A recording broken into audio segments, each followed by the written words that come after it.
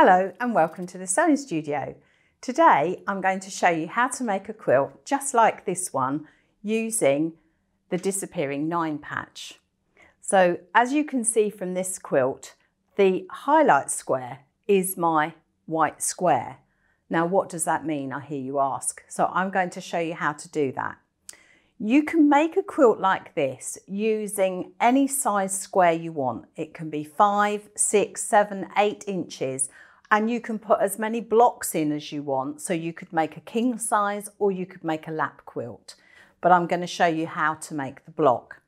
So it starts out with 9 squares of fabric, and your highlight square, which is your white in this case, is always in the center. You could have black as your highlight, or if you had a very bright colour, say red or pink or something along those lines, you could have that as your centre square, and that's your highlight square. Your highlight square gets cut into 4, so these are the small pieces. Your side ones, so here the yellow and this multicolour, they get cut in half. So if you were using a feature fabric, for example, say you had some rabbits or kittens or something, if you were doing a child's quilt, they should be the ones on the corners because it's the corner pieces that stay whole. Everything else gets cut. So you join them together to make a block of 9, as I say, whatever size squares you're using. Mine are 5-inch squares. And you could do this with a charm pack if you wanted to. This one, the size of this one is actually 2 charm packs, and then the additional piece is your white fabric. So once you've joined it, the 5 now becomes 4.5, so bear that in mind. So always make sure you cut it in half. So that's going to be 2.25 here, not 2.5, because we've lost a quarter either side. So it's important to remember that.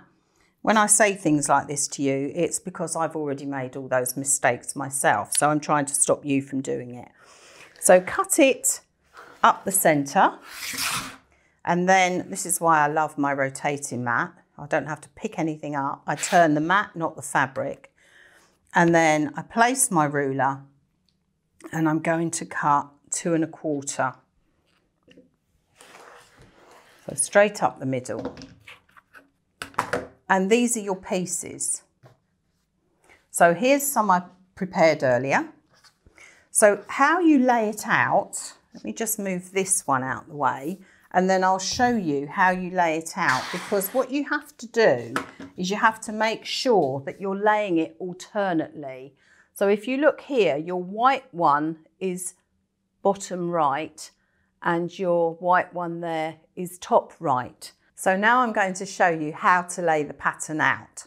So if you remember to go top left with your first one, bottom left with the next one. So your highlight square is top left, bottom left, top left, bottom left. The next row is top right, bottom right, top right, bottom right. And you can see now that your highlight squares are meeting up. So the next one, we're going to go again, is top left, bottom left, top left, bottom left. So you can see those highlight squares are meeting up. And the bigger it gets, the more you'll see. So your next row here, for example, your white highlight square would meet up with that one. So you can see how it ends up like this with these highlight squares matching. So it takes a bit of getting used to, but persevere. If you get all your blocks cut first and then have a play. So remember, top left, bottom left, then your next row, top right, bottom right. So as always, have fun and enjoy your sewing, and we look forward to seeing you next time here at the Sewing Studio.